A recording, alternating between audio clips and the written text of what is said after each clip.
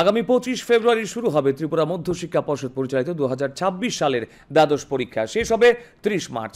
আর মাধ্যমিক ও মাদ্রাসা আলিম পরীক্ষা শুরু হবে আগামী 26 ফেব্রুয়ারি এবং শেষ হবে 24 মার্চ।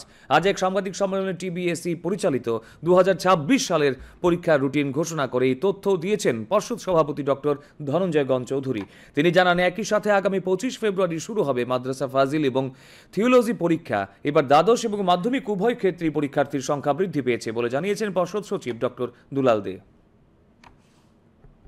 25 ফেব্রুয়ারি পরীক্ষা শুরু হবে দ্বাদশের, আর 30 মার্চ পরীক্ষা শেষ হবে। মোট পরীক্ষা হবে 13 দিন। আর দ্বাদশ পরীক্ষার সাথে মাদ্রাসা ফাজিল পরীক্ষা একই শুরু হবে একসাথে 25 ফেব্রুয়ারি। 25 ফেব্রুয়ারি শুরু হবে, 16 মার্চ শেষ হয়ে যাবে। মাধ্যমিকের পরীক্ষা আমাদের শুরু হচ্ছে 26 ফেব্রুয়ারি, শেষ হচ্ছে 24 মার্চ। মোট পরীক্ষা হবে 6 ডেজ, 6 দিন। মাদ্রাসা আলিম এই পরীক্ষা শুরু হবে ওই 26 ফেব্রুয়ারি।